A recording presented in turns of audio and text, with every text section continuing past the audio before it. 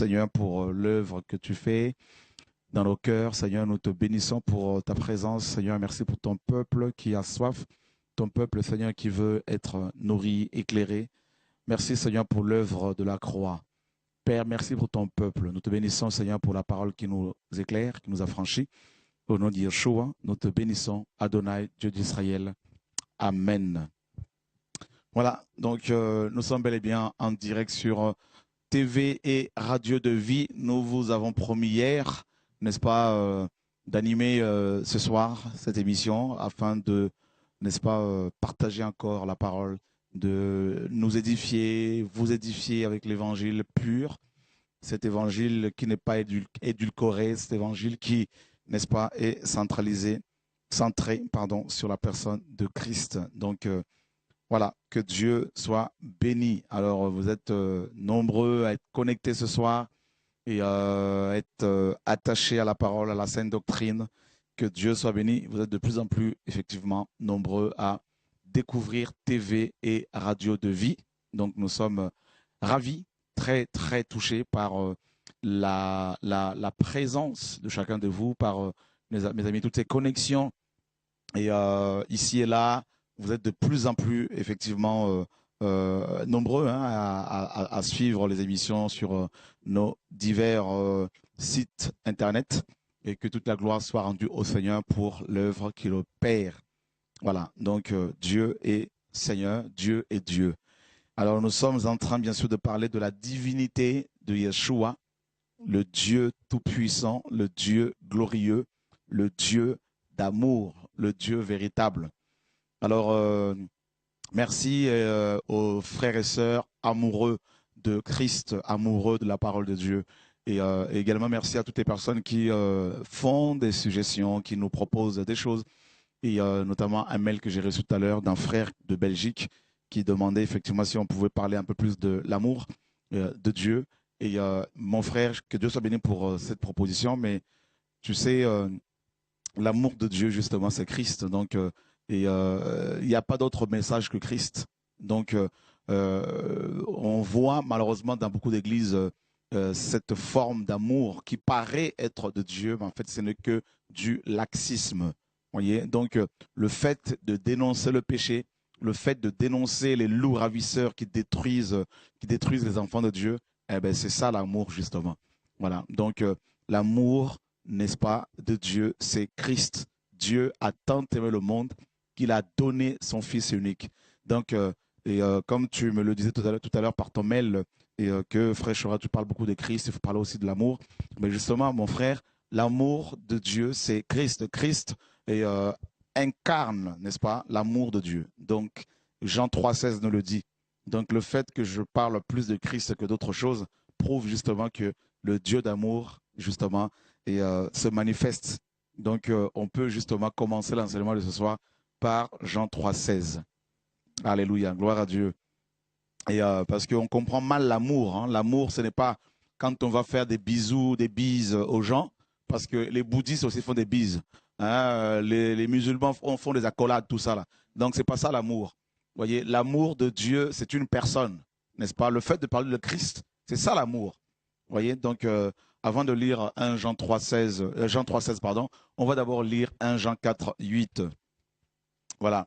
1 Jean 4,8 nous dit, voilà, donc nous sommes en compagnie de deux frères. Je suis en compagnie de ces deux frères qui aiment beaucoup le Seigneur. Et voilà, bonsoir mon frère Freddy, le micro est là. Bonsoir apôtre. Ça va? Oui, ça va. Donc c'est une joie, juste avant l'enseignement, de t'avoir avec nous, hein, ici à Paris. Amen. Et donc tu viens directement, tout fraîchement de Kinshasa. Oui. Donc il y a 3 mois, je crois, si je ne me trompe. Oui, 3 mois, c'est depuis le 2 février que je suis là. Alléluia, gloire à Dieu. Okay. Donc bien sûr, tu as été marié, oui. Tu es heureux, hein?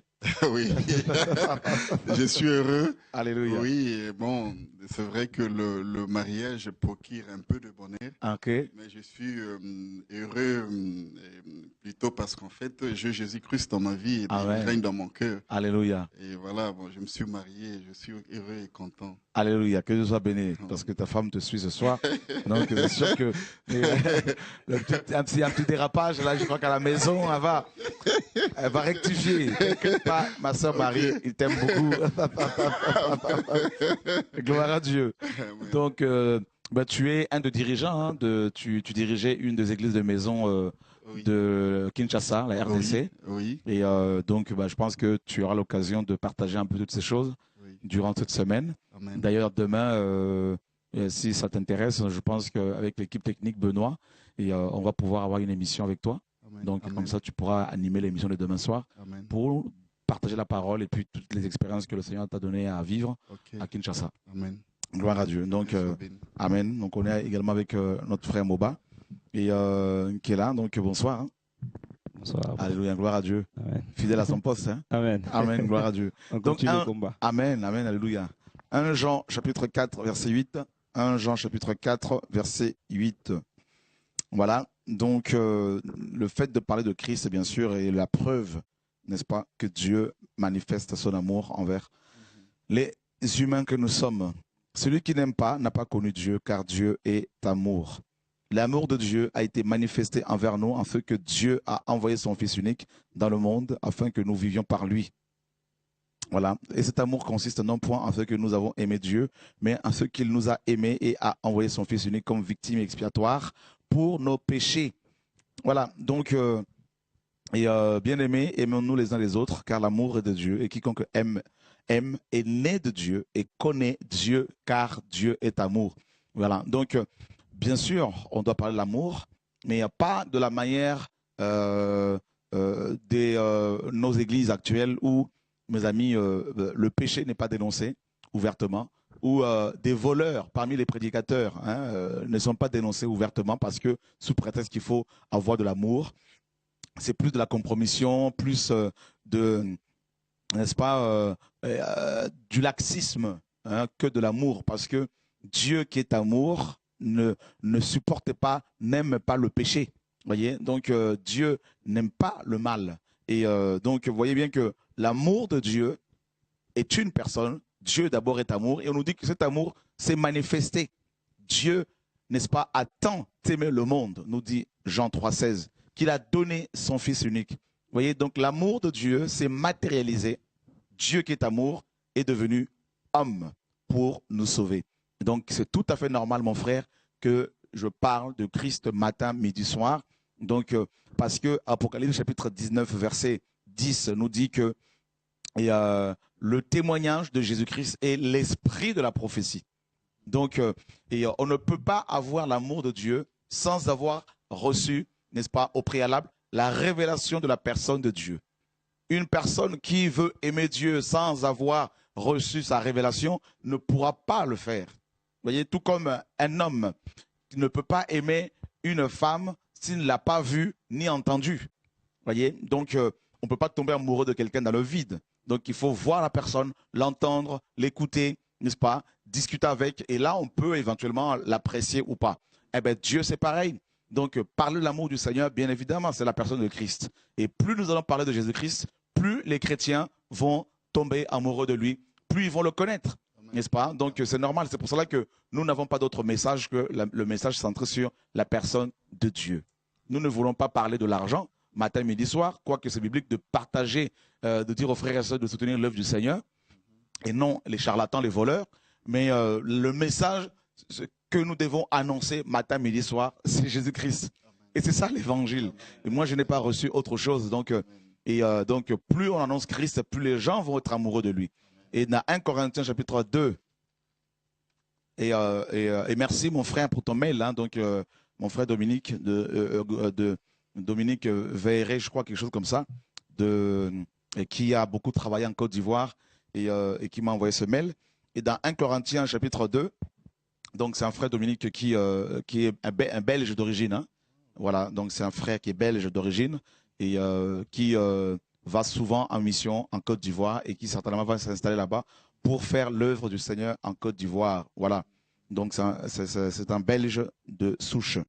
Et dans 1 Corinthiens chapitre 2, et Paul dit au verset 2, « Car je n'ai pas eu la pensée de savoir parmi vous autre chose que Jésus-Christ et Jésus-Christ crucifié. » Voilà. Donc Paul annonce clairement aux Corinthiens qu'il n'avait pas d'autre message que la personne de Christ, la croix. C'est ça le message central de l'évangile.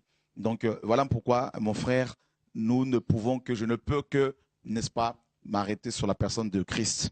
Parce que, pourquoi? Parce que Colossiens nous dit qu'en lui habite, n'est-ce pas, corporellement toute la plénitude de la divinité. Donc quand Christ est révélé, si Jésus-Christ est révélé dans toute sa splendeur, eh bien forcément, on va découvrir l'amour, on va découvrir la joie, on va découvrir la paix, on va découvrir en fait la nature même du Père. Amen. Voilà, donc que le Seigneur soit béni. Alors, on a eu à lire un passage, plusieurs passages hier, notamment Daniel chapitre 11, verset 31, à partir du verset 31, des troupes se présenteront sur son ordre. Elles profaneront le sanctuaire, la forteresse. Elles feront cesser le sacrifice perpétuel et dresseront l'abomination du dévastateur. Il séduira par des flatteries les traîtres de l'alliance. Mais ceux du peuple qui connaîtront leur Dieu agiront avec fermeté. N'est-ce pas? On s'arrête là. Ceux du peuple qui connaîtront leur Dieu agiront avec, n'est-ce pas, fermeté. Alors, je vais prendre la version de Martin. Et vous savez que c'est la version qui est quand même la plus proche. Hein, et c'est une des versions la plus proche, une des versions les plus proches des textes originaux. Voilà, donc là, Martin, donc nous sommes dans Daniel chapitre 11. Voilà, mes amis, au nom de Yeshua. Je sais que vous aimez beaucoup, beaucoup la vérité. Voilà, Daniel chapitre 11. Et voilà, c'est là, Martin. Merci, Yeshua. Donc, qu'est-ce que Daniel dit ici? Daniel 11, 31. Merci, Seigneur. Alors, et les forces seront de son côté, et on suera le sanctuaire qui est la forteresse, et on ôtera le sacrifice continuel, et on y mettra l'abomination qui causera la désolation. Et il fera pécher par flatterie ceux qui se porteront méchamment dans l'alliance. Mais le peuple de ceux qui connaîtront leur Dieu se fortifiera et fera de grands exploits, n'est-ce pas? Le peuple qui connaîtra, n'est-ce pas, leur Dieu. Voilà, donc là, c'est à peu près la même chose. Donc, il est question ici de connaître Dieu. C'est la base de la vie chrétienne. Connaître Dieu. On n'est pas chrétien parce qu'on est affilié à une assemblée locale. On n'est pas chrétien parce qu'on est affilié à une dénomination, à une fédération d'église, à une fédération pastorale. On est chrétien parce qu'on a eu la révélation, parce qu'on a reçu la révélation de la personne de Dieu. Dieu, comme vous l'avez compris, n'est-ce pas, ne peut pas s'étudier dans une école théologique, n'est-ce pas? Dieu se révèle. Et une fois qu'on a reçu la révélation, on peut bien évidemment être formé d'abord par le Seigneur et ensuite par les frères et sœurs. Mais la base, c'est la révélation. Le Seigneur pose la question aux apôtres dans Matthieu 16, 18, 13 jusqu'au verset 19. Qui suis-je au dire des hommes? Chacun va répondre. Et Pierre reçoit la révélation du Père en disant, tu es le Machia, le Fils du Dieu vivant. Voyez? Et le Seigneur dira, tu es heureux, Simon, fils de Jonas, car ce ne sont pas la chair et le sang, c'est-à-dire les écoles théologiques et rabbiniques, qui t'ont révélé cela, mais mon Père qui est dans les cieux. Donc vous voyez, mes amis, que Pierre a reçu la révélation sur la personne de Jésus-Christ. Et à partir de cette révélation, Yeshua dira, et moi je te dis que tu es Pétros, un petit caillou, et que sur ce roc, Pétra, un grand rocher, je bâtirai mon ecclésia. Vous voyez? Donc l'église même que nous sommes a été bâtie à partir de la révélation que Pierre a reçue du Père sur la personne de son fils Yeshua. Voyez? Donc sans cette révélation, il n'y a pas d'église. C'est-à-dire, une fois que Pierre a reçu la révélation que cet homme qui était devant lui est Dieu lui-même, le Machia, parce que le Machia, c'est le Dieu lui-même. Le Machia, c'est le roi. Voyez? Et à partir de ça, de cette révélation, l'église, le Seigneur va parler de l'église. Donc, vous voyez que l'église, et c'est quoi l'église? L'église est une assemblée d'hommes et de femmes qui ont reçu la révélation sur la personne de Dieu. Sur Dieu, je dirais, parce que Dieu est plus qu'une personne. Donc, vous voyez que l'église n'est pas un bâtiment, ça vous le savez. L'église n'est pas, je ne vais pas parler de l'église ce soir, mais je veux quand même introduire l'enseignement ce soir par ça. L'église, mes amis, est composée d'hommes et de femmes de toutes les nationalités, de toutes les époques, vivants et morts en Christ, qui ont reçu de manière personnelle, particulière, la révélation de Dieu. Donc, si je vous parle de Yeshua comme étant le Dieu vivant, le Dieu suprême, ceux qui disent que Jésus-Christ n'est pas Dieu ne peuvent pas comprendre ce message. Ils peuvent même se lever, se dresser et le combattre. Mais il ne faut pas rentrer dans un combat charnel contre eux, avec eux, parce qu'on ne peut pas croire en Dieu sans révélation. Donc, il faut une révélation personnelle. Donc, ça ne sert à rien de vouloir, mes amis, vous qui aimez Jésus, à convaincre les gens de manière charnelle. C'est l'esprit qui convainc. Ce ne sont pas les hommes qui peuvent convaincre, frères et sœurs.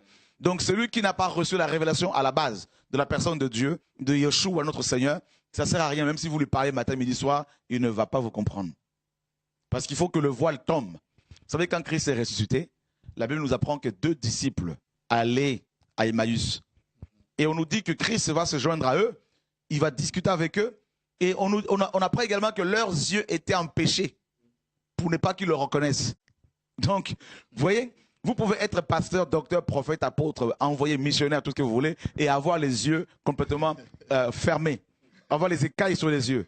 Donc, là, le Seigneur nous dit la parole, il leur ouvrit l'intelligence. Donc, pour croire en Jésus-Christ comme étant le Dieu suprême, il faut que ton intelligence soit ouverte. Vous voyez, le problème, c'est là. C'est pour cela que Daniel 9, 22, si mon frère Freddy peut nous lire cela, Daniel 9, à partir du verset 20 jusqu'au verset 22.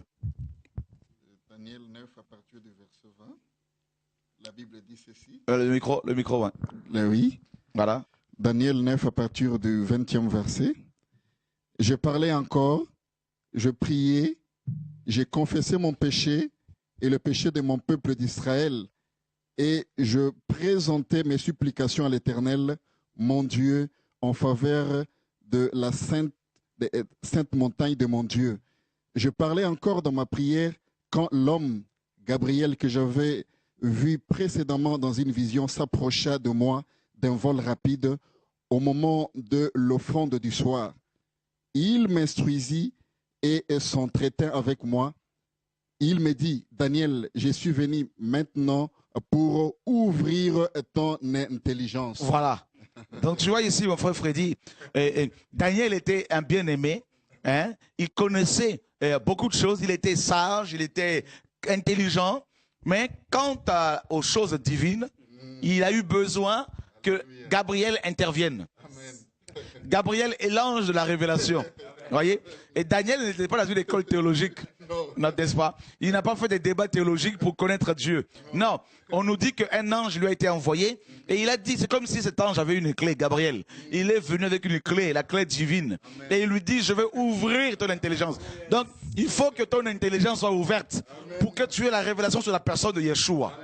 Voyez? Sinon, tu vas créer la Trinité, tu vas croire à la Trinité comme Athanase l'a enseigné, comme bien avant lui, Tertullien nous l'a enseigné. Et sachez que Tertullien, qui est le père de la Trinité, de la doctrine de la Trinité, une doctrine mensongère, démoniaque, satanique, charnelle, humaine, tout ce que vous voulez. Et Tertullien, philosophe, mes amis, et apologiste, n'est-ce pas? Et c'était quelqu'un qui maîtrisait la rhétorique, et il était influencé par les idées du philosophe grec Platon, qui croyait déjà à son époque, Platon, en la trinité diabolique, hein, donc Osiris, Isis, et Horus, tout ça. Et Tertullien, qui était, comment dire, ce philosophe d'origine berbère, d'origine, n'est-ce pas, carthaginoise, parce qu'il était de Carthage, en Tunisie.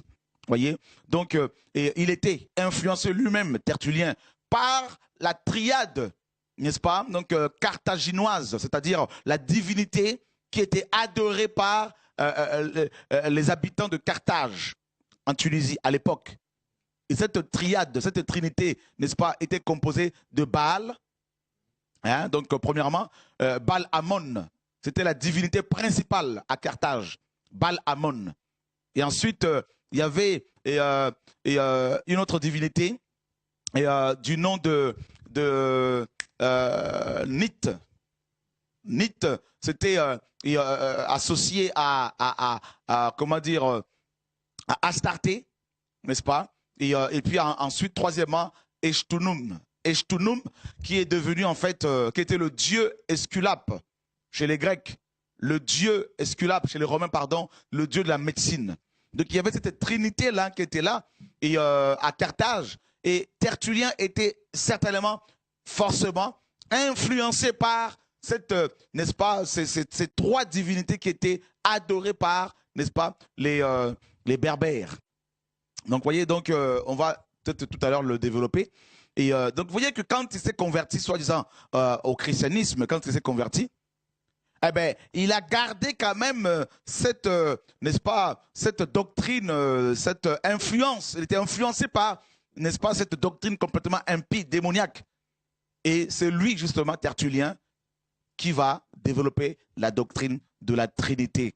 Dieu le Père, Dieu le Fils et Dieu le Saint-Esprit. Et il a créé trois personnes, n'est-ce pas, qui forment une seule personne, c'est-à-dire le Dieu suprême, selon lui. Donc, Dieu le Père est une personne à part entière, selon lui, qui serait indépendante, n'est-ce pas, en tant que personne, de son Fils, qui lui-même aussi à son tour est une personne totalement divine et indépendante du Père, et le Saint-Esprit, la troisième personne de la Trinité, selon Tertullien. Et ça a créé, mes amis, la confusion dans le christianisme jusqu'à nos jours. Et au jour d'aujourd'hui, toucher à la Trinité revient à, mes amis, quand on touche à la Trinité, bon, on est taxé d'hérétiques, de sectes, de tout ce que vous voulez. Et pourtant, Paul, Pierre, Jacques et Jean n'ont jamais enseigné cela. Pierre, Paul, Jacques et Jean n'ont jamais dit que, n'ont jamais enseigné sur la Trinité. Et ils n'ont jamais dit que si quelqu'un dénonce la Trinité, doit être taxé de sectes, de gourous, de faux prophètes, de sorciers, de démons. Voyez, frères et sœurs, et c'est grave de voir à quel point une doctrine que les apôtres n'ont pas développée est devenue, n'est-ce pas, le socle même du christianisme actuel, au point où au IVe siècle, au concile de Nicée, en 325, Athanase a mis en place, n'est-ce pas, le symbole d'Athanase, qui disait que toute personne qui ne croyait pas en la Sainte Trinité ne pouvait pas être sauvée. Pourtant, les apôtres nous ont dit que seul le nom de Yeshua sauve. Amen. Le geôlier qui retenait Pierre comme Paul et Silas dans Acte 16, n'est-ce pas? Il pose la question aux apôtres, que dois-je faire, n'est-ce pas, pour avoir la vie? Paul lui dit, crois au Seigneur Jésus-Christ, tu seras sauvé, toi et ta famille. Pourtant, Athanase, n'est-ce pas, au IVe siècle, a dit, il faut croire en la Sainte Trinité pour être sauvé. C'est le contraire de ce que les apôtres ont enseigné. Maintenant, vous qui nous suivez ce soir, ou plus tard sur, n'est-ce pas, Direct de Vie, Dailymotion, TV de Vie, tout ça, eh ben, si vous voulez, mes amis, plaire au Seigneur, eh ben, vous devez vous attacher plus à sa parole, plutôt qu'aux traditions et coutumes de nos pères dans la foi. Voyez, le Seigneur disait dans Matthieu 15 aux pharisiens, vous avez annulé la parole de Dieu au profit de votre tradition. Voyez, frères et sœurs, et c'est terrible comment l'évangile est dilué, comment l'évangile est de plus en plus combattu, la saine doctrine, la véritable parole qui doit être défendue, mes amis, avec force et détermination au nom de Yeshua, notre Seigneur et Sauveur. Voilà, Dieu est grand. Voilà, donc je disais que à Carthage, il y avait une trinité, bien avant Christ, à Carthage, donc la ville de naissance de Tertullien, le père de la Trinité. Il y avait une triade, une trinité de divinités qui était adorée. La première divinité, et la principale, n'est-ce pas, de Carthage, c'était Baal-Hamon. Baal-Hamon, c'était le maître, selon eux, cosmique, n'est-ce pas, le dieu de la fertilité, de la fécondité. Et ensuite, il y avait le dieu, deuxièmement, le dieu Tani, plutôt, le dieu Tani, qui était, bien sûr, une femme, une déesse, qui était associée, n'est-ce pas, à Astarté, à Vénus, voyez, à Ishtar, chez les Babyloniens, et associé à la reine du ciel, n'est-ce pas, à la Marie, mère de Dieu, chez les catholiques, n'est-ce pas, à la Diane des Éphésiens, dans Acte 19. Ça, c'est le dieu Tani, n'est-ce pas, donc chez les Carthageois. Donc, et troisièmement, il y avait le dieu Eshnouch, ou Eshnoun, et c'était le dieu de la médecine, hein, de la guérison, soi-disant. Voilà la trinité qui était adorée à Carthage. Vous voyez, donc, on va prendre Marc, chapitre 12, verset 28. Hein, donc, le dieu Eshmoun, voilà. Donc, il y avait Baal, hein, Amon, et dieu cosmique, et associé à Saturne, hein, donc africain, hein, principale divinité de Carthage, à qui l'on offrait des bébés. Et deuxièmement, il y avait Tani, donc était une déesse berbère chargée de veiller à la fertilité, aux naissances, à la croissance. Son culte avait pris de l'ampleur, hein, à Carthage. Et cette divinité était assimilée, bien sûr, à Astarté chez les Phéniciens, à Ishtar chez les Babyloniens, chez les Phéniciens, c'était Ishtar, Babyloniens, chez les Grecs, les Romains, pardon, Vénus. Et puis il y avait Eshmoun. Eshmoun, c'est le dieu de la guérison. Voilà la trinité qui était adorée à Carthage. Nous sommes dans Marc, chapitre 12, verset 28, si on peut nous lire cela. Marc 12, 28. Un des scribes, le micro, hein. Un des scribes qui les avait entendus discuter, sachant que Jésus avait bien répondu aux Sadducéens, s'approcha et lui demanda, « Quel est le premier de tous les commandements ?» Jésus répondit, « Voici le premier. Écoute, Israël, le Seigneur notre Dieu est l'unique Seigneur. Et tu aimeras le Seigneur ton Dieu de tout ton cœur, de toute ton âme, de toute ta pensée et de toute ta force. Voici le second. Tu aimeras ton prochain comme toi-même. Il n'y a pas d'autre commandement plus grand que cela. » Voilà. Donc, ce scribe pose une question capitale, je dirais la question capitale au Seigneur, à savoir quel était le plus grand de tous les commandements. Et pour ceux qui sont attachés à la dîme, vous voyez, il ne mentionne même pas la dîme ici, le Seigneur. C'est terrible, hein, mon frère. Il ne mentionne ni la dîme, ni l'observation de sabbat ou de dimanche. Hein? Ni l'habit de dimanche, costume et cravate, ni la construction des bâtiments, tout ça, ni l'offrande du prophète, ni l'offrande d'action de grâce, tout ça là, ce n'est pas dans la loi que Christ a révélé. Deux choses. On lui pose la question, le scribe ici, c'était un homme de la parole, hein, un homme de parole, un homme de lettres, d'accord? Donc, et il était attaché à la parole, ce scribe. Et il pose la question au Seigneur. Il connaissait la réponse. Quel est le plus grand de tous les commandements? D'accord? Oh mon Dieu. Que nos bishops écoutent bien ce soir. Hein? Ils n'apprennent pas aux chrétiens à aimer Dieu. C'est pour cela qu'ils vont en enfer. Jésus a donné seulement deux lois. Deux lois fondamentales. Et dans nos églises, on nous parle de plus de les 21 lois pour être prospère, hein? Les 7 clés pour aller au ciel. Ce sont des voleurs. 7 clés pour avoir du succès. Le maître en a donné seulement 2. Amen. Je vais marteler là-dessus. Parce que voilà, on va tout casser, on va tout raser au nom de Jésus-Christ de Nazareth. Tu vois ça un peu, mon frère Frédéric? Jésus nous a simplifié la vie. Amen. Nos bishops viennent mettre des jougs sur nous. Oh, vous vous rendez compte, frère? Je veux relire encore ce passage. Hein? Je veux relire encore ce passage.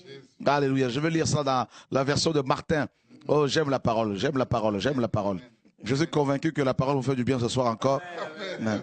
Vous connaîtrez la vérité vous affranchira. Amen. Alléluia, gloire à Dieu. Qu'est-ce que Jésus est bon, mes amis, là. Oh, magnifique est le Seigneur. Hein? Il est venu pour nous alléger. Là. Il a dit, prenez mon joug sur vous. Hein? Hein? Mon joug est doux. Mon fardeau est léger. Hein? Mais le fardeau des pasteurs aujourd'hui est tellement lourd. Hein? Le joug tellement écrasant. C'est terrible.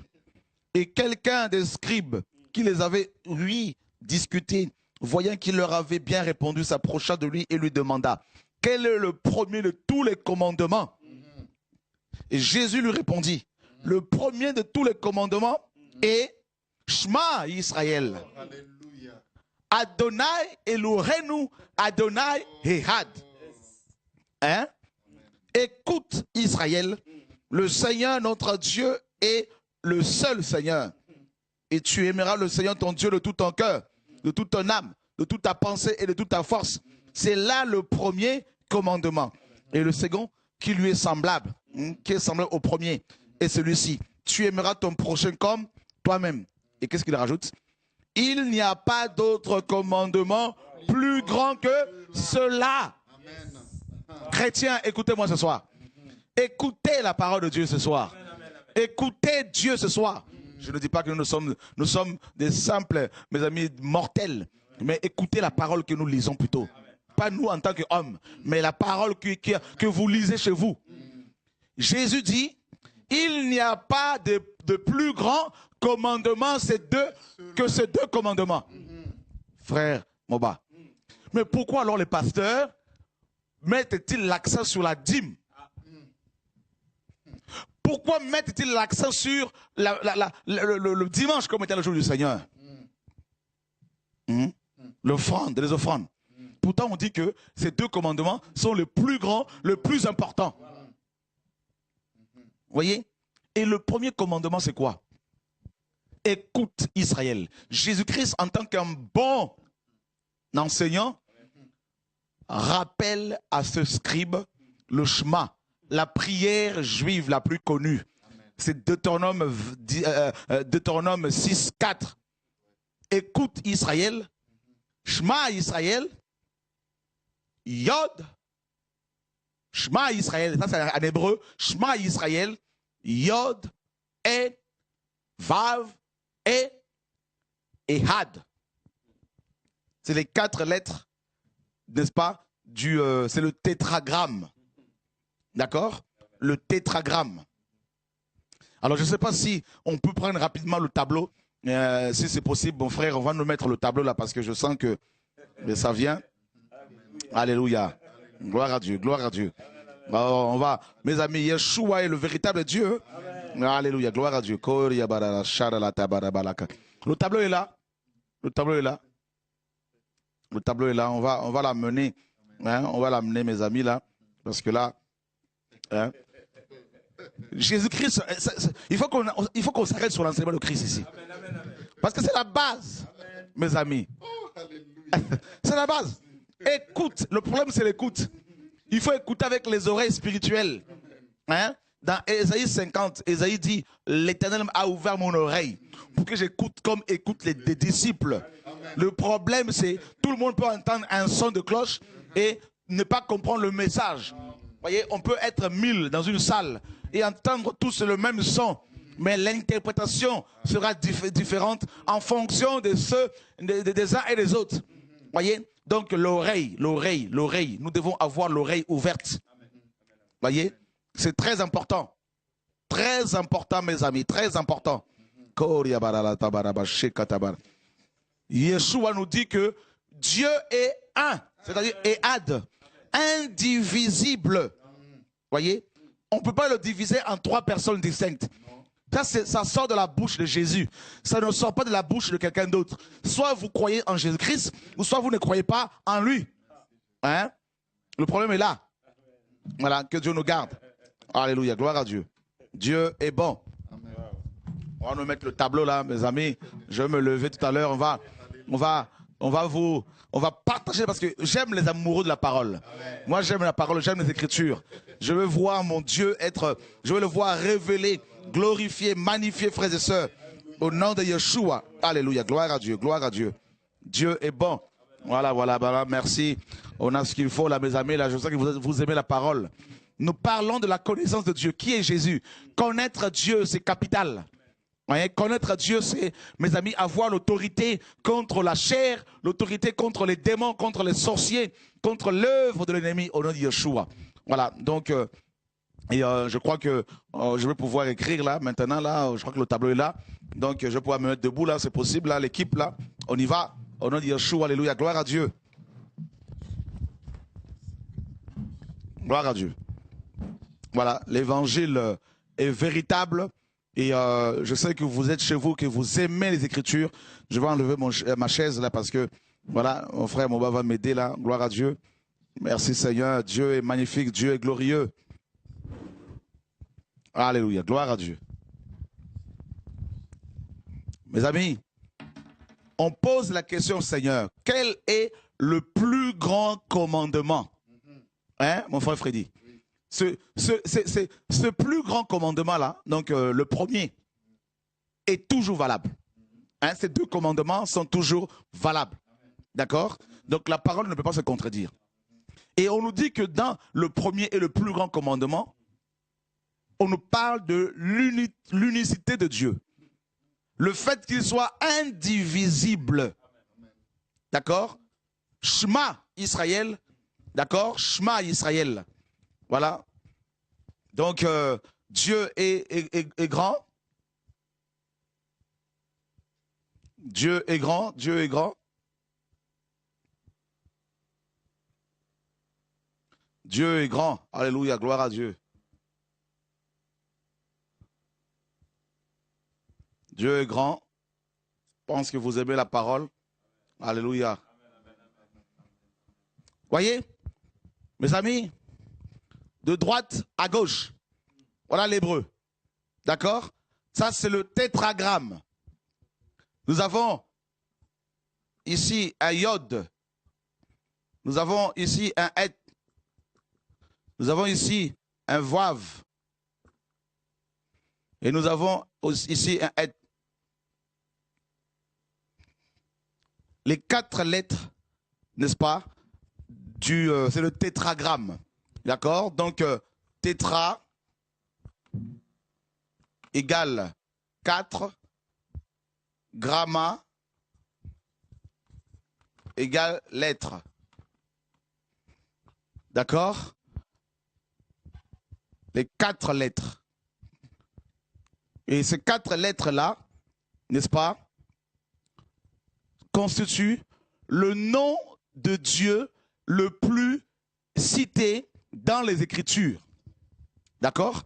Le nom de Dieu le plus cité dans les Écritures. D'accord? Alléluia, gloire à Dieu. Donc, vous voyez, Yod ici nous parle, Yod égale la main.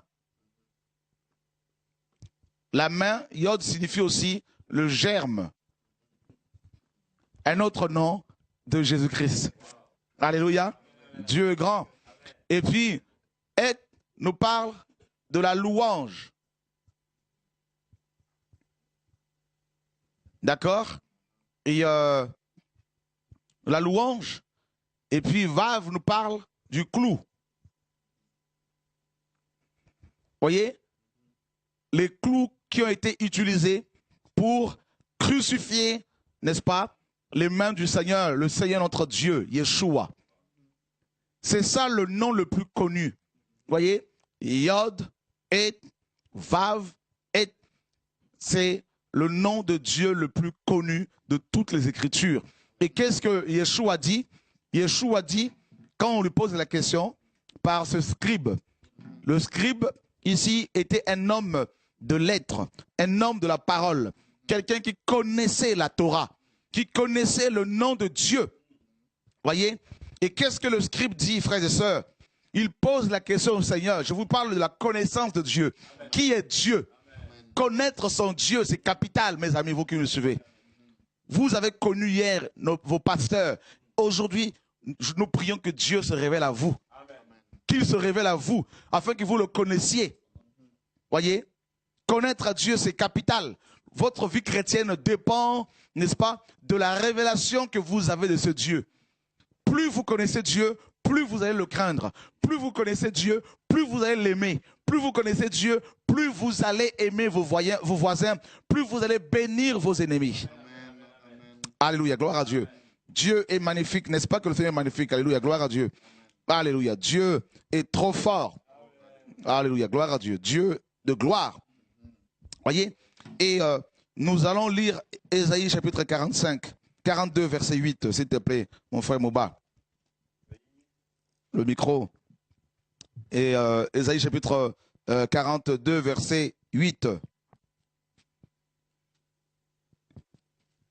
On va aller assez rapidement. Si tu as trouvé frère Freddy, on va y aller, mon frère Freddy.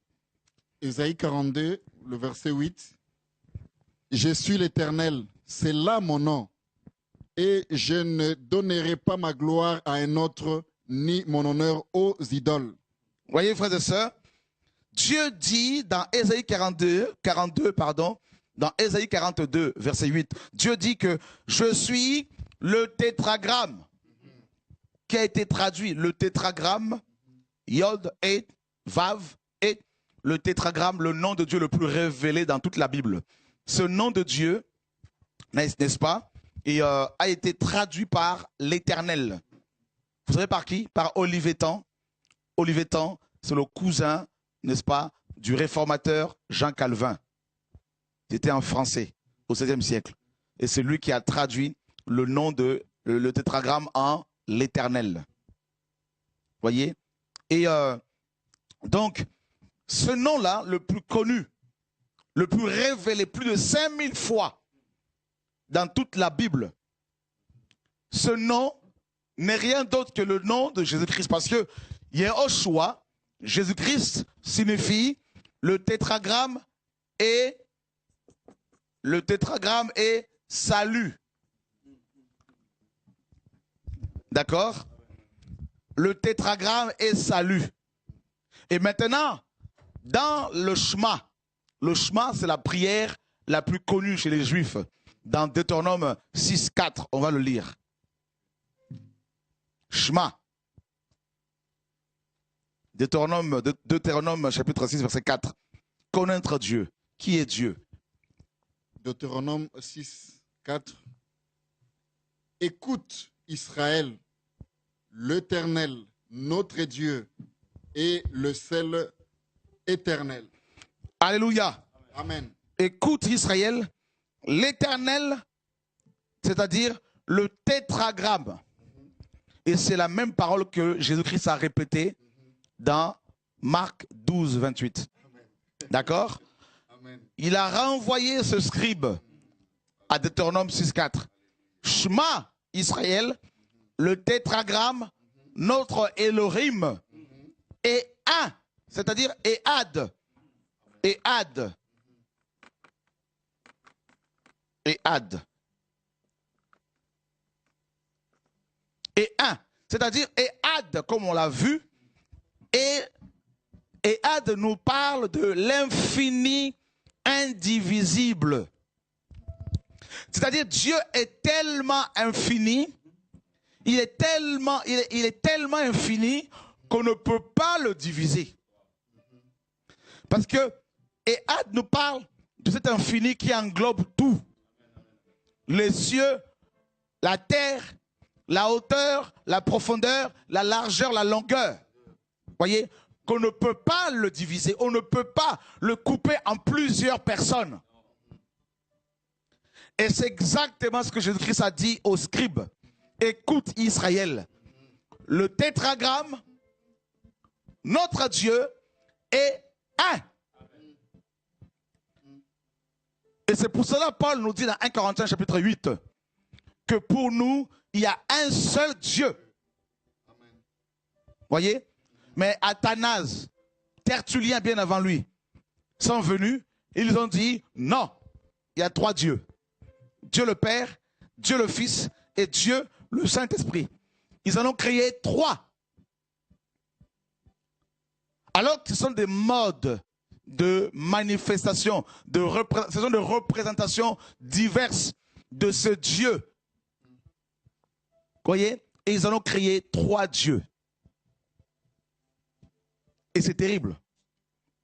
Frères et sœurs, moi, je préfère croire Jésus plutôt que les pères de l'Église. Je préfère croire Paul plutôt que les pères de l'Église. Voyez? Pourquoi ont-ils créé trois dieux? Premièrement, comme on l'a vu, Tertullien, qui est le premier à utiliser le mot Trinité, pour parler de trois dieux distincts, étaient d'origine, n'est-ce pas, tunisienne, de Carthage. Et à Carthage, on adorait trois divinités principales, une trinité démoniaque, Baal, Ammon, le dieu cosmique, n'est-ce pas, à qui on offrait des enfants. Il était associé également au dieu Moloch. Et deuxièmement, la divinité Tani. Tani était, mes amis, une déesse, l'épouse de Baal. Et c'était cette divinité Tani, cette déesse, et on la retrouve un peu dans plusieurs nations sous différents noms. Chez les Romains, par exemple, c'est Vénus. Chez les Phéniciens, c'est Astarté. Chez les Babyloniens, c'est Ishtar. Voyez, Aphrodite également chez les Grecs. Voyez, et une seule déesse, mais qui porte plusieurs noms en fonction des régions où elle est adorée. Et troisièmement, dans cette trinité de Carthage, il y avait le dieu Eshmoun. Eshmoun est associé à Esclépios. Esclépios, c'est le dieu de la médecine, de la guérison chez les Romains, et chez les Grecs, pardon, et Esculape chez les Romains, le dieu de la guérison. Voilà la trinité qui était adorée, n'est-ce pas, à Carthage. Carthage était la ville de naissance, la ville où Tertullien est né et grandi. Et a grandi. Et c'est là qu'il a appris, n'est-ce pas, ces choses. Et quand il a adhéré au christianisme, il a, mes amis, inventé, il a utilisé, n'est-ce pas, le mot Trinité pour parler du Père, du Fils et du Saint-Esprit. Et il les a dissociés en créant trois personnes distinctes. Voyez? Et il a mis en place un symbole qu'on appelle le symbole d'Athanase. C'est-à-dire, quiconque ne croit pas en la Sainte Trinité doit être déclaré impie, hérétique, secte. On doit le bannir, le rejeter, voire même le tuer. Et Calvin, le réformateur français, a fait brûler vif. Il a participé, mes amis, à l'arrestation d'un homme de Dieu du nom de Michel Servet, un réformateur espagnol qui ne croyait pas en la Trinité, qui avait beaucoup combattu cette doctrine démoniaque, et on l'a fait arrêter par Calvin à Genève, et on l'a brûlé. Voyez, de même aujourd'hui, je prends des risques énormes. Le fait de dire clairement et ouvertement que la Trinité est une doctrine d'origine païenne et que Jésus-Christ est le seul véritable Dieu révélé, 100% homme et 100% Dieu. Voyez, et cette double nature a été tellement mal comprise par les philosophes qui n'avaient pas reçu la révélation de Dieu, et ils en ont créé trois dieux. Alors que si vous lisez vos Bibles, frères et sœurs, vous verrez que c'est écrit partout, de Genèse à Apocalypse, qu'il y a un seul Dieu. Et ce Dieu se révèle comme étant le chemin, la vérité, la vie, l'agneau, le lion, l'eau, le feu, l'épée, voyez, le soleil levant, l'étoile brillante du matin, voyez, alléluia, le rocher, voyez, le roc, voyez, frères et sœurs, alléluia, la tête de l'église, et l'époux, voyez, le Père, le Fils, le Saint-Esprit, voyez, et tout ça, ça paraît beaucoup pour une seule pour un seul être. Eh bien oui, Dieu est capable de tout. Il fait ce qu'il veut, il est Dieu. Alléluia. Voilà, le tétragramme, c'est le nom que Yeshua porte. Un enfant est né. Un enfant nous est né. Un fils nous est donné. On l'appellera admirable, conseiller, prince de la paix, Dieu puissant. Dieu puissant. Et Père éternel. Et les Écritures nous disent qu'il y a un seul Dieu. Et Dieu dit qu'il est le seul Dieu dans Ésaïe. Lisons cela. Ouais, lisons cela. Ésaïe chapitre 43, verset 11.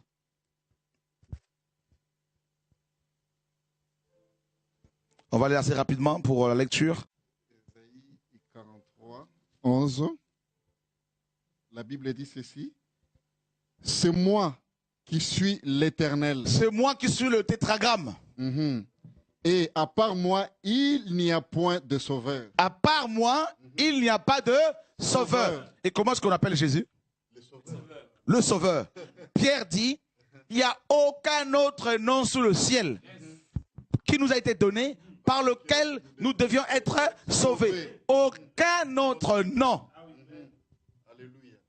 Mais vous voulez qu'on dise quoi encore? Hein? Dieu ici dans Ésaïe, il disait que au 8e siècle, hein, que à part lui, c'est-à-dire à part le tétragramme, il n'y avait pas d'autre sauveur. Et la parole nous dit qu'en dehors de Jésus-Christ, il n'y a pas d'autre sauveur. Tite. Allons voir Tite. Jésus de Nazareth. Frère, laissez-moi parler de Jésus. Je n'ai pas d'autre message. S'il vous plaît. Si vous avez reçu un autre message, prêchez-le. Chacun doit rester sur son message. Voilà. Paul avait reçu un message pour les païens, sur la grâce. Jacques avait reçu un message pour les juifs.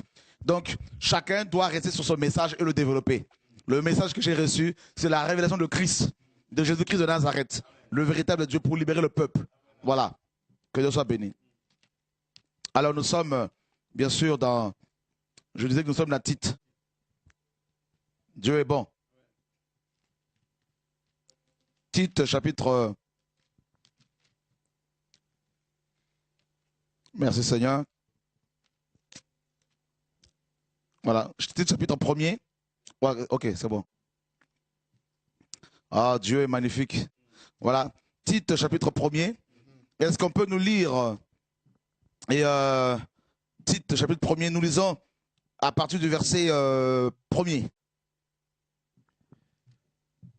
Paul, serviteur de Dieu et apôtre de Jésus-Christ pour la foi des élus de Dieu et la connaissance de la vérité qui est selon la piété. La connaissance de la vérité. Il faut avoir la connaissance de la vérité. D'accord? C'est ça le message, l'objectif. C'est que vous qui suivez cet enseignement, vous devez avoir la connaissance de la vérité. La vérité est une personne.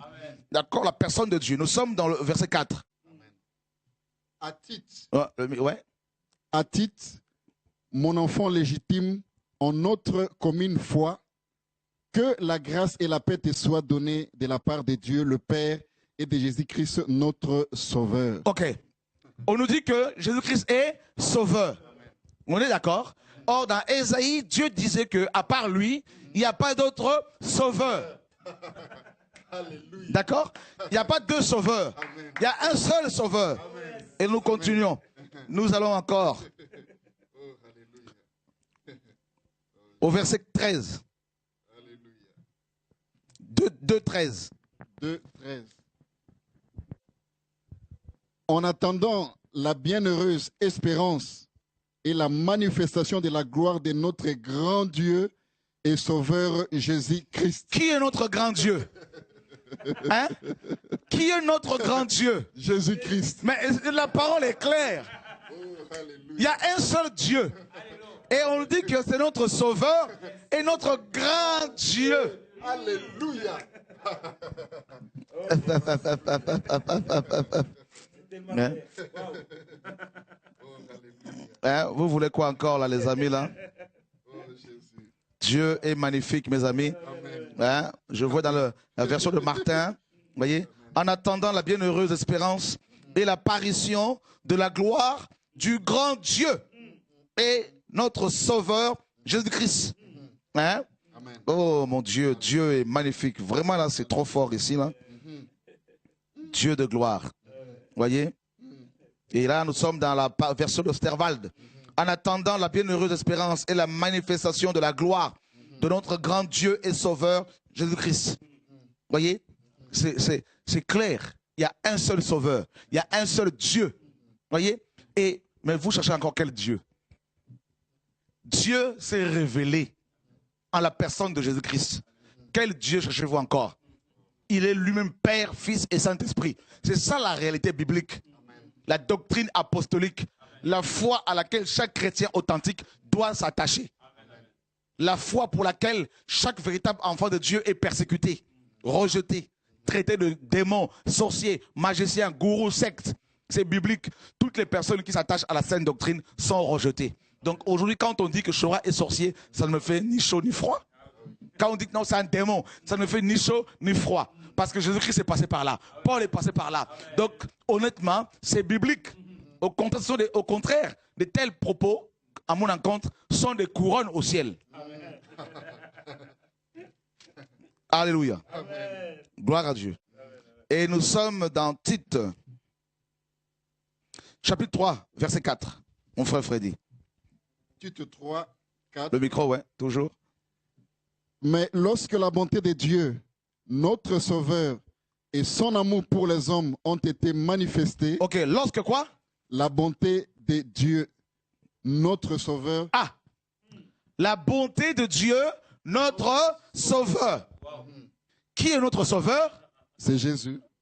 D'après ce passage-là. Qui est notre Sauveur? Dieu. Ok. Voilà. Et quel est le nom de ce Dieu? Jésus-Christ. Mais la parole est claire, frères et sœurs. Vous voulez quoi encore? Alléluia. Alléluia. Gloire à Dieu. Alléluia. Oh. Alléluia. Bereshit bara. Bereshit bara. Elohim. Hein? Alléluia. Et Hashamaïn vet aeret. Au commencement, Dieu créa les cieux et la terre. Dans le Bereshit, là, dans le commencement, on en parlera encore là. Mes amis, il y a la révélation du Dieu Tout-Puissant. Yeshua, notre Seigneur et Sauveur. Amen. Père, Fils et Saint-Esprit. Le seul Dieu que nous prêchons. Le seul Sauveur. Voyez? Ah, mes amis, laissez, il faut laisser. Hein? On cherche encore, mais oui, mais où est le Dieu? Mais la parole est claire, Dieu notre Sauveur. Il est le seul Dieu. C'est pour cela qu'il dit aux scribes, Shema Israël, écoute Israël. Le tétragramme, notre Elohim. Déjà, Elohim est un nom générique qu'on pouvait utiliser pour Baal, pour Dagon, pour les divinités païennes. C'est un nom générique.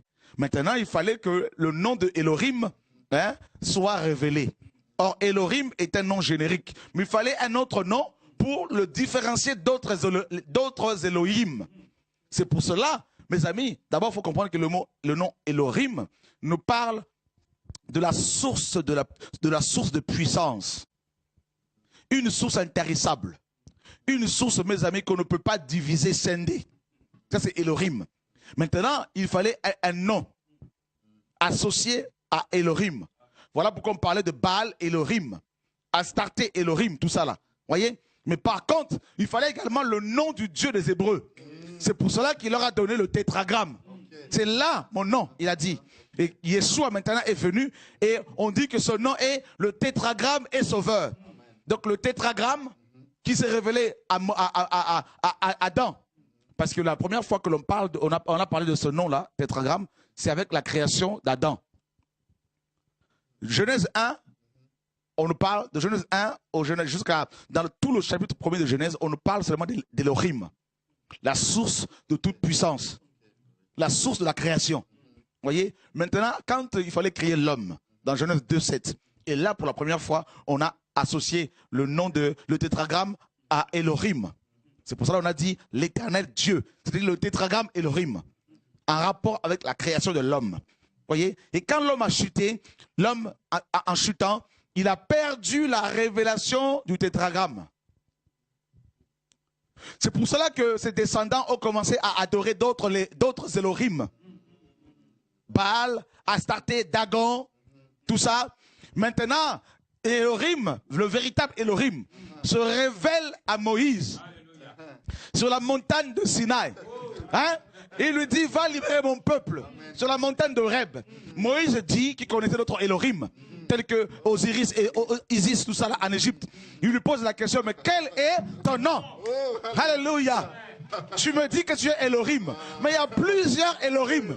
Quel est ton nom? Et il dit quoi? Celui qui s'appelle le tétragramme. Aya, je suis. Vous voyez? C'est ça le nom de Elohim, le tétragramme. Et Jésus-Christ maintenant, mes amis, Dieu, le tétragramme, s'est incarné pour qu'il y ait une différence entre César, qui était considéré comme un Dieu, entre les démons, Satan, et le véritable Dieu. C'est pour cela qu'il a reçu le nom qui est au-dessus de tout nom. C'est-à-dire le tétragramme est sauveur. Ce nom l'a fait trembler l'enfer. Moïse est allé libérer les Hébreux avec le nom, le tétragramme. Quand les magiciens de Pharaon ont entendu ce nom-là, ils ont tremblé. Alléluia. Alléluia. Alléluia. Vous savez quoi? Moïse, il a pris un homme qui le servait du nom de Osée. Osée signifie salut. Mais il fallait révéler le nom de celui qui donne le salut.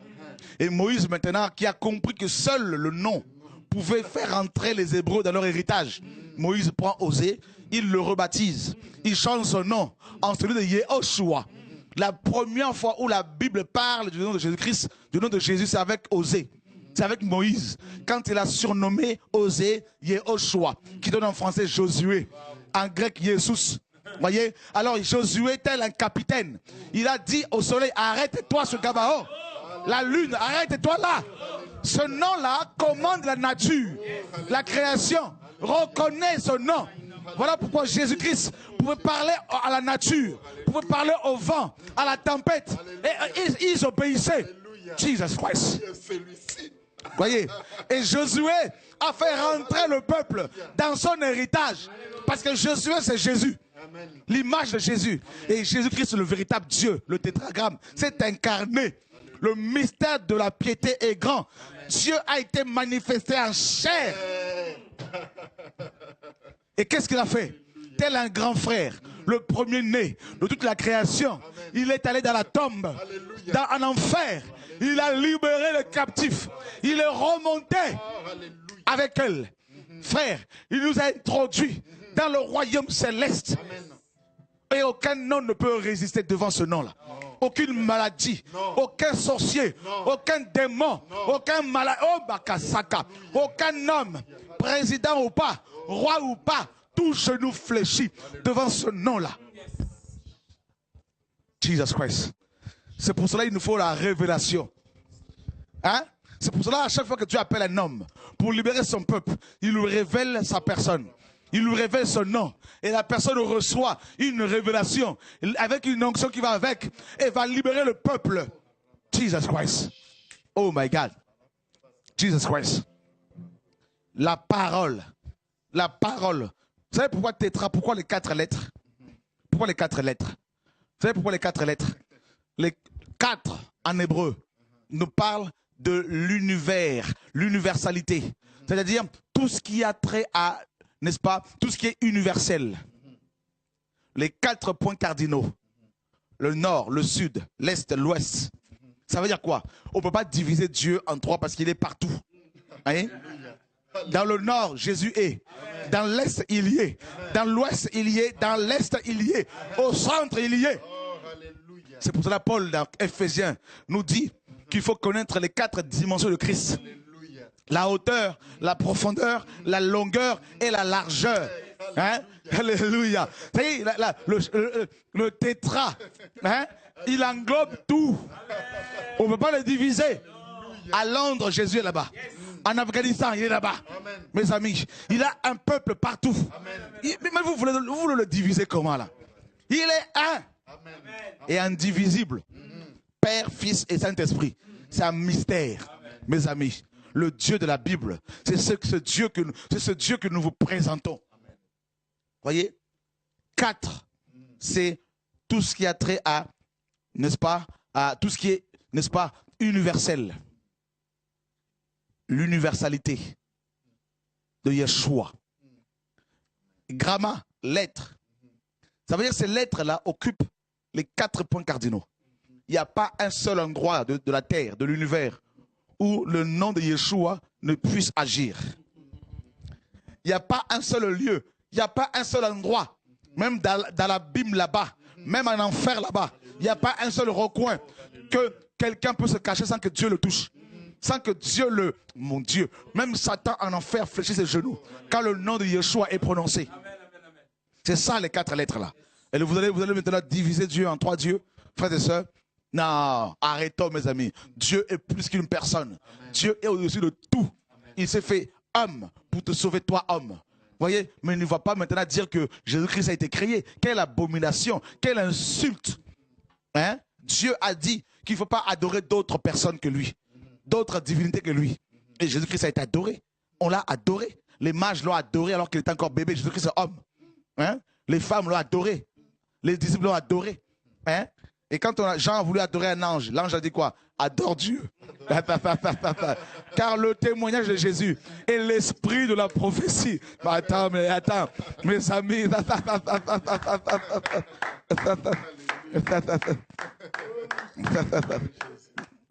Voyez frère, Shiloh, jusqu'à ce que Shiloh vienne. Hein? Oh! Balaam a dit, je vois un astre. Alléluia. Attends. Vous savez, frère Freddy, tu sais pourquoi les 4 lettres? Quand je dis que c'est 4 égale tout ce qui est universel. Hein? Écoutez bien, tout ce qui est universel. Vous savez ce que c'est? Vous savez ce que c'est?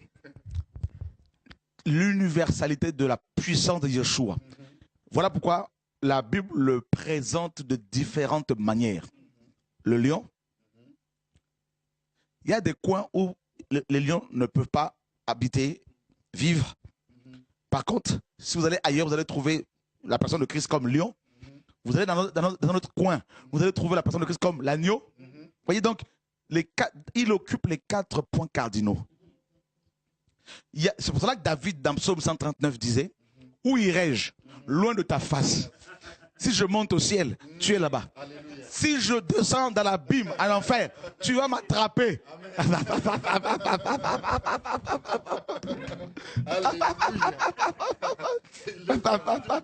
Il est partout.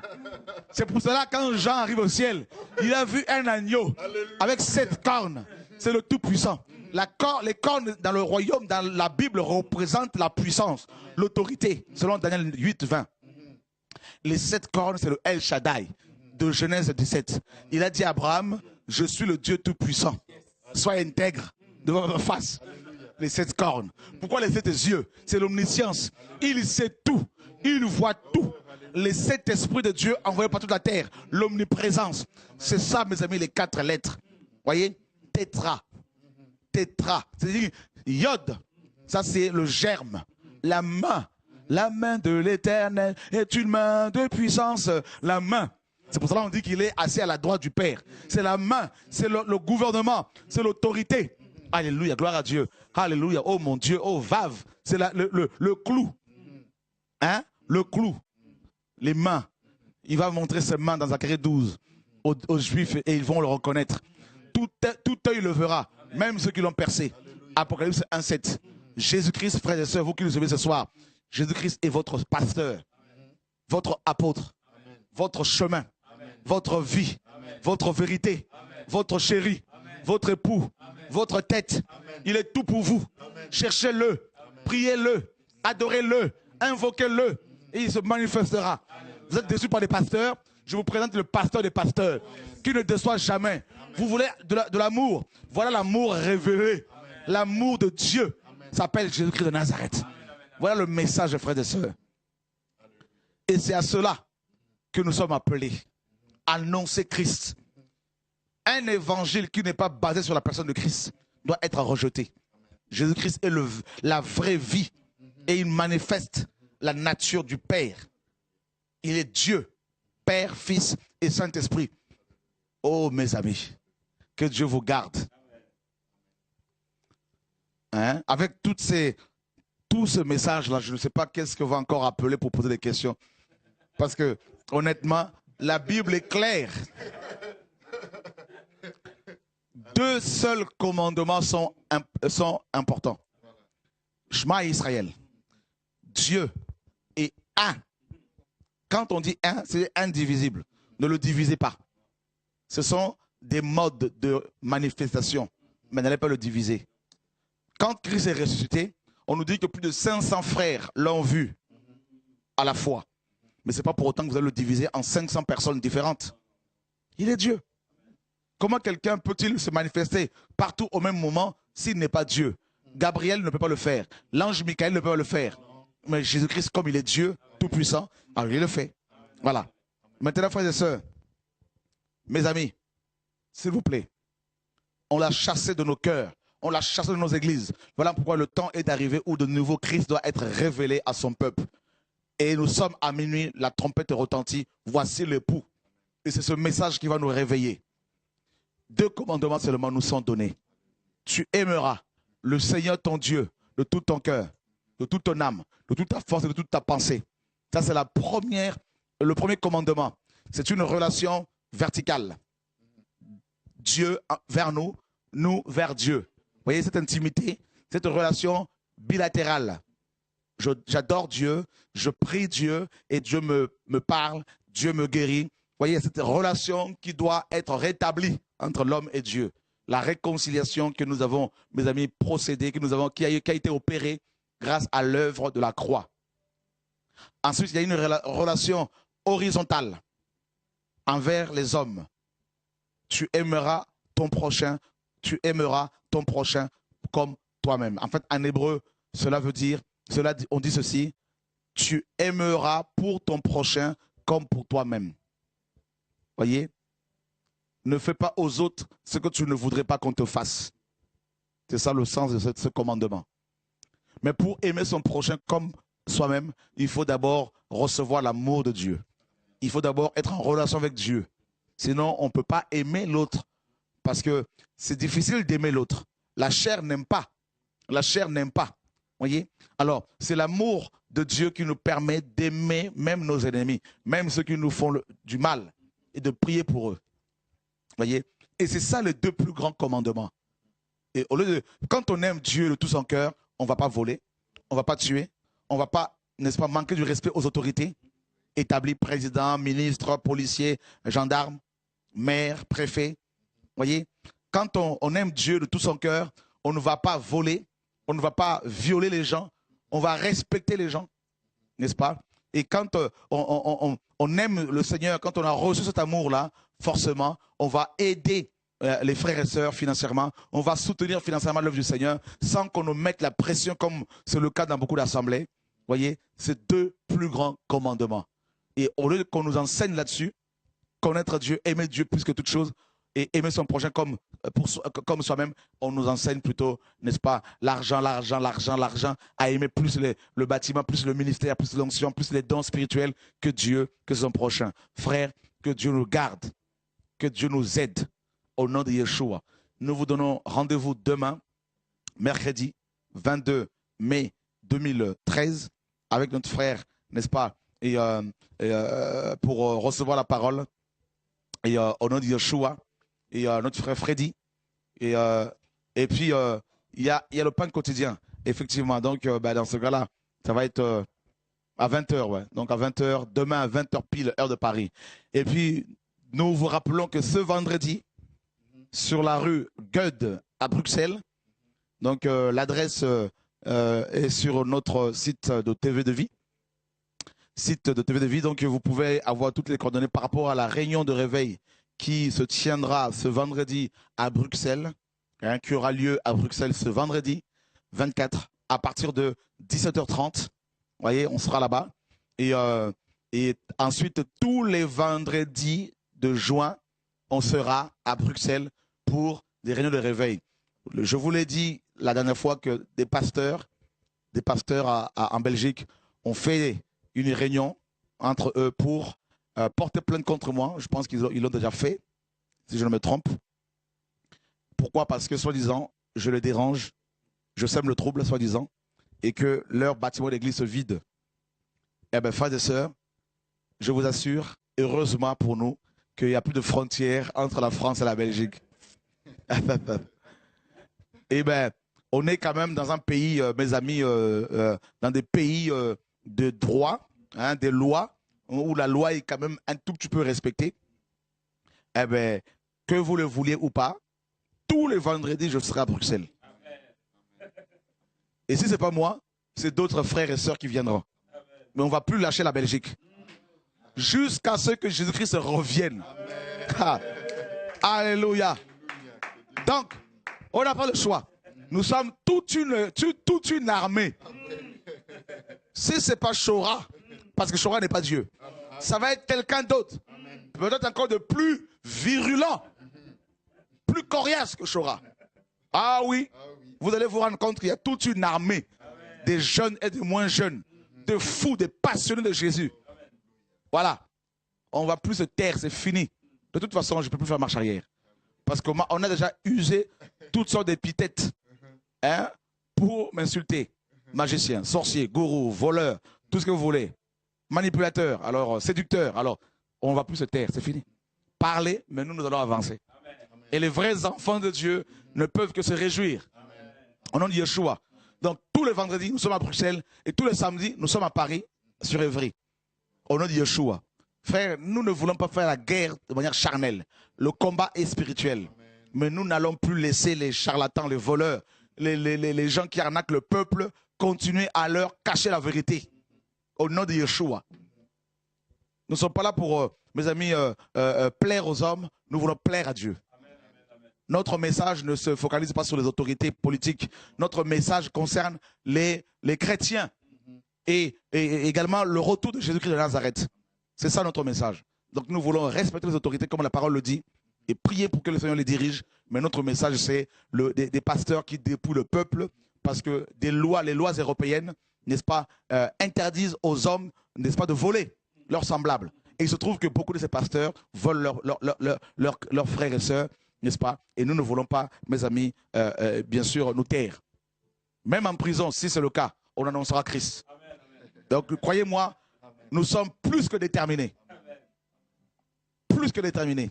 Seul Dieu pourra dire, c'est bon, c'est fini. Mais sinon, nous voulons lui être soumis. Nous voulons nous attacher à la vérité, humblement, sans prétention, sans la supériorité de langage. Mais nous voulons simplement annoncer la croix. Et les vrais pasteurs qui aiment la vérité ne peuvent que se réjouir. Parce que c'est le temps où il faut annoncer ouvertement la vérité, la croix, le retour de Yeshua, au nom de Yeshua. Que Dieu vous garde. Et j'encourage toutes les personnes qui annoncent la vérité, aux États-Unis, au Canada, partout, des voix prophétiques qui se lèvent pour sonner la trompette. Je ne peux que vous encourager, frères et sœurs, à le faire. Sachez que nous luttons tous pour la même cause, que la vérité soit connue, que le peuple soit libéré des jougs pastoraux et que les vrais pasteurs qui étaient cassés soient restaurés, les vrais apôtres soient restaurés pour pouvoir annoncer la vérité, la sanctification au nom de Yeshua, notre Seigneur et Sauveur. Amen. Amen.